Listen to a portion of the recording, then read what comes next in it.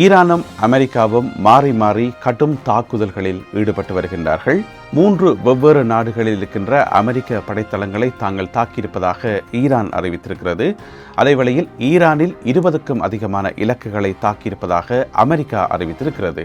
இந்த தாக்குதல்களினுடைய பின்னணி என்ன, சேத விவரங்கள் என்ன, இது சம்பந்தமாக விரிவாக விளக்கமாக இந்த காணொளியில் பார்க்க இருக்கின்றோம். அத்துடன் தாக்குதல்கள் தொடர்பான ஒரு சில பிரத்யேகமான காணொளிகளும் வெளியாக இருக்கின்றன. அவற்றையும் இந்த காணொளியில் சேர்த்துக்கொள்ளப் போகின்றேன். தமிழடியான் வேர்ல்டு யூடியூப் சேனலுக்கு உங்கள் அனைவரையும் வருகவென அன்புடன் வரவேற்கின்றேன். வாருங்கள் காணொளிக்குள் போகலாம்.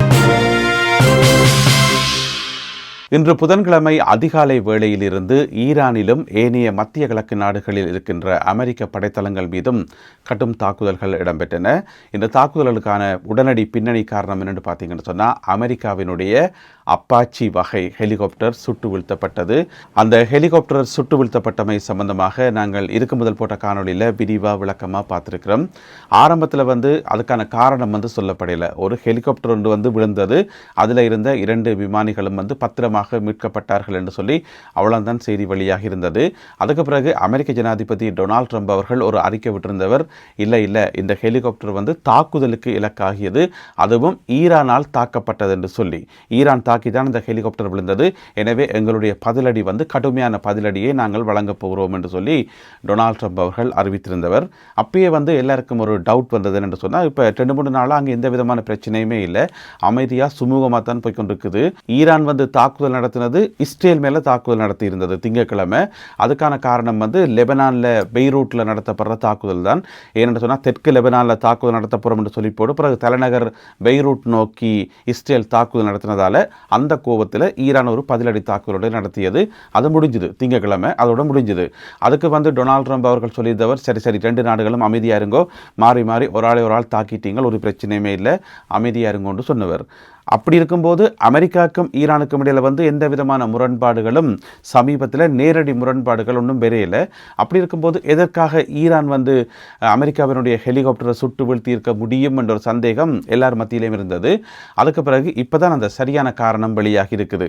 என்னென்னு சொன்னால், அதுக்கிடையில் டொனால்ட் ட்ரம்ப் அவர்கள் கோவத்தில் தன்னுடைய மத்திய கட்டளை பணியகத்துக்கு ஓர்டரை கொடுத்துட்டார், தாக்க சொல்லி, திருப்பி பதிலடி தாக்குதலை கொடுக்க சொல்லியாச்சு.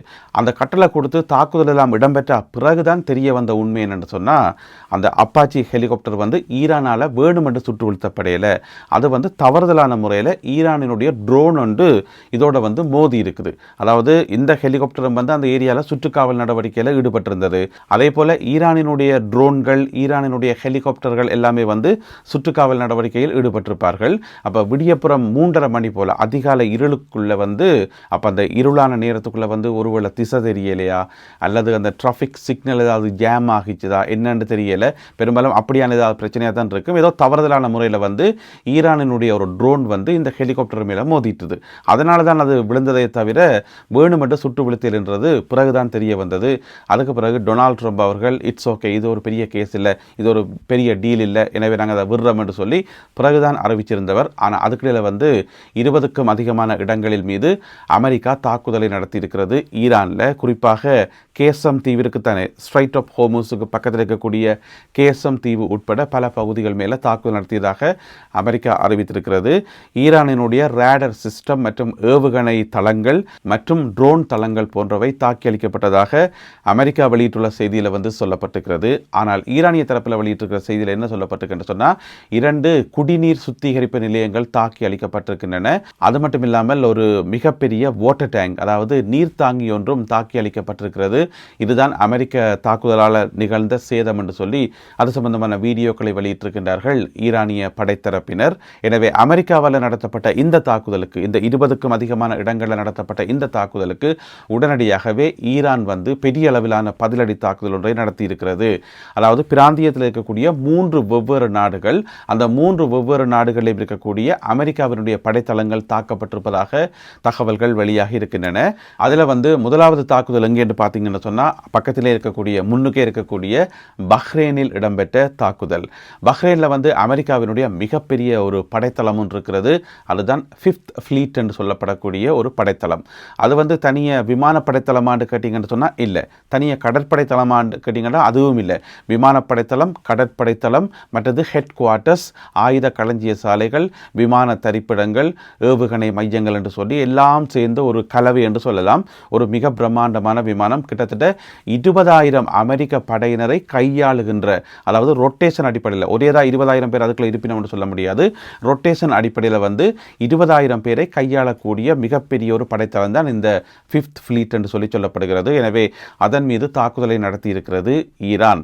இந்த தாக்குதல் வந்து நேரடியாக அந்த தளத்தை போய் தாக்கியதா அல்லது இடைநடுவில் சுட்டு வீழ்த்தப்பட்டதான்னு கேட்டிங்கன்னு சொன்னால், அமெரிக்க தரப்பில் என்ன சொல்லப்படுதுன்னு சொன்னால், நாங்கள் வந்த ஏவுகணைகளை வந்து இடைநடுவில் சுட்டு வீழ்த்திட்டோம் என்று சொல்லி. ஆனால் ரஷ்யாவினுடைய பிரபலமான ஊடகம் RT அவர்கள் வந்து ஒரு வீடியோ வெளியிட்டிருக்கின்றார்கள்.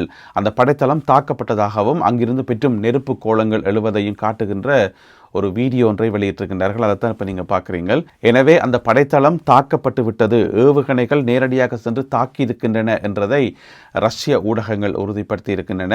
இருந்தாலும் இது சம்பந்தமான உண்மை நிலவரங்கள் போக போகத்தான் வெளிவரும். சேத விவரங்கள் அமெரிக்க தரப்பில் சொல்லப்படுது, தாக்குதல்கள் எல்லாமே வந்து முறியடிக்கப்பட்டு விட்டன என்று சொல்லி. இது முதலாவது தாக்குதல். அடுத்தது குவைத்தில் இருக்கக்கூடிய மிக முக்கியமான ஒரு படைத்தளம் மேலே தாக்குதல் நடத்தப்பட்டிருக்கிறது. குவைத் ஈராக் எல்லையில் இருக்கக்கூடிய, குவைத் ஈராக் எல்லையிலிருந்து ஒரு 40 கிலோமீட்டர் தொலைவில் இருக்கக்கூடிய மிக முக்கியமான படைத்தளம் அலி அல் சலீம் என்கின்ற ஒரு படைத்தளம். இது வந்து ஒரு ஸ்பெஷல் படைத்தளம். என்னென்னு சொன்னால், இங்கே வந்து 386வது AEW என்று சொல்லப்படுகின்ற ஒரு படைப்பிரிவு, அதாவது ஏர் எக்ஸ்பெடிஷனரி விங் என்று சொல்லப்படக்கூடிய, அதாவது விமானத்தில் பறந்து போயிட்டு உடனடியாக பரசூட்டில் குதித்து ஒரு ஏரியாவை கைப்பற்றி அந்த இடத்த வந்து தங்களோட கண்ட்ரோலுக்குள்ளே கொண்டு வரக்கூடிய சிறப்பு பயிற்சி பெற்ற படைப்பிரிவினர் தான் இந்த 386வது ஏர் விங்.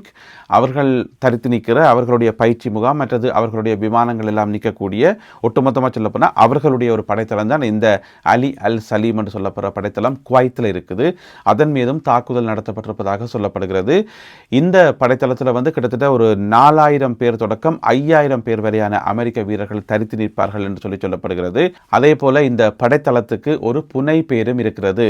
அது பேர் என்னென்று சொன்னால் த ரொக் என அழைக்கப்படுகின்ற அலி அல் சலீம் படைத்தளம் மீதும் ஈரான் இன்று புதன்கிழமை காலை தாக்குதல் நடத்தியிருக்கிறது. மூன்றாவது தாக்குதல் சற்றும் எதிர்பாராத ஒரு வித்தியாசமான தாக்குதல், வித்தியாசமான நாடு, அதுதான் ஜோர்தான். பொதுவாக பார்த்தீங்கன்னு சொன்னால் ஜோர்தானை இலக்கு வைக்கிறது குறைவு. மத்திய கிழக்கில் ஏனைய நாடுகள் மேலே தான் கூடுதலான தாக்குதல் நடத்தப்படும். ஆனால் இன்றைக்கு வந்து ஜோர்தான் இலக்கு வைக்கப்பட்டிருக்கிறது. ஜோர்தானில் இருக்கக்கூடிய அல் அசார்க் என்று சொல்லப்படுற ஒரு படைத்தளம். இந்த அசார்க்ன்றது ஜோர்தானில் இருக்கக்கூடிய ஒரு நகரம். அந்த நகரத்தில் இருக்கக்கூடிய ஒரு படைத்தளம் தான் இது. அதாவது தலைநகர் அம்மான் இருக்கு தானே, அங்கிருந்து ஒரு 100 கிலோமீட்டர் தொலைவில் இருக்கக்கூடிய ஒரு அமெரிக்க படைத்தளம் தான் இந்த அல் அசார்க் படைத்தளம். அங்கே பார்த்தீங்கன்னு சொன்னால் ஏராளமான விமானங்கள் இருக்கும் என்று சொல்லப்படுகிறது. மிக முக்கியமாக அமெரிக்காவினுடைய F-15 வகை விமானங்கள், F-35 வகை விமானங்கள், MQ-9 ரீப்பர் வகை ட்ரோன்கள் என்று சொல்லி அந்த விமானங்களுக்கான ஒரு பின்னணி தளம் என்று சொல்லலாம். அங்கிருந்து வெளிக்கிட்டு வந்துதான் ஏராளமான தாக்குதல்களை ஈரான் மேலே நடத்தி இருக்கிறது அமெரிக்கான்றது கடந்த காலங்களில் வந்து நிரூபிக்கப்பட்ட ஒரு விஷயமாக இருக்கிறது. எனவே அந்த படைத்தளம் மீதும் தாக்குதல் நடத்தி இருக்கிறது ஈரான். இங்கே பார்த்தீங்கன்னு சொன்னால் மிக முக்கியமான வான் பாதுகாப்பு பொறிமுறைகள் எல்லாம் இந்த படைத்தளத்தை சுற்றி நிறுத்தப்பட்டிருக்கின்றன என்று சொல்லப்படுகிறது. மிக முக்கியமாக அமெரிக்காவினுடைய அதிசக்தி வாய்ந்த மோஸ்ட் அட்வான்ஸ்டு வான் பாதுகாப்பு பொறிமுறை என்று சொல்லலாம், தாட் என்று சொல்லுவோம். அந்த தாட் இங்கே வந்து நிறுத்தப்பட்டிருக்கிறது, தாட்டினால் பாதுகாக்கப்படுகிறது என்று சொன்னால் அவ்வளவு மிக முக்கியமான படைத்தளம் என்று சொல்லி நாங்கள் சொல்லலாம். ஏன்னு சொன்னால் இவ்வளவு பெருமதியான விமானங்கள் அங்கே தரிச்சு நிற்குது என்று சொன்னால் சாதாரண விஷயம் இல்லை தானே. கிட்டத்தட்ட கடைசியாக எடுக்கப்பட்ட சேட்டலைட் இமேஜின் படி 60 விமானங்கள் இங்கே தரித்து நின்றதாக சொல்லப்படுகிறது. 60 விமானங்கள். எனவே அதுக்கு மேலே போய் தாக்குதல் நடத்துதுன்றது சாதாரண விஷயம் இல்லை. இராணுவத்தினருடைய எண்ணிக்கை என்று பார்க்கும்போது 2,000 வரையான இராணுவ வீரர்கள் அங்கே இருப்பார்கள் என்று சொல்லப்படுகிறது. எனவே இது ஜோர்தான் நாட்டின் தலைநகர் அம்மானிலிருந்து 100 கிலோமீட்டர் தொலைவில் இருக்கக்கூடிய அல் அசார்க் படைத்தளம் மீதும் தாக்குதல் நடத்தி இருக்கிறது ஈரான். எனவே இந்த தாக்குதல்கள் எல்லாம் நடந்து முடிஞ்ச பிறகுதான் அமெரிக்க ஜனாதிபதி டொனால்ட் ட்ரம்ப் அவர்கள் ரியலைஸ் பண்ணியிருக்கிறார் அந்த தாக்குதல் வேணுமென்று நடத்தப்பட்ட தாக்குதல் இல்லை, ஹெலிகாப்டர் விழுந்தது வேணுமென்று நடத்துகிற பை மிஸ்டேக் என்று சொல்லி அதுக்கு பிறகு இட்ஸ் ஓகே, நாங்கள் பதிலடி தாக்குதலை அப்படியே விடுவோம் என்ற மாதிரி இப்போ சொல்லியிருக்கார். அது பெரிய டீல் இல்லை, இட்ஸ் ஓகே என்ற மாதிரி சொல்லியிருக்கார். எனவே மேலதிக தகவல்களுக்காக காத்திருப்போம்.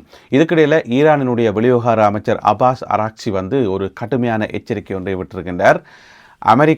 அமெரிக்காவினுடைய படையினரும் பாதுகாப்பாக இருக்க வேண்டுமாக இருந்தால் நீங்கள் பிராந்தியத்திலிருந்து வெளியேற வேண்டும். இந்த எல்லா நாடுகளையும் படைத்தளங்களை வச்சுக்கொண்டு நீங்கள் இந்த ஏரியாவில் நிற்கிறது உங்களுக்கு எந்த காலத்திலும் பாதுகாப்பில்லை.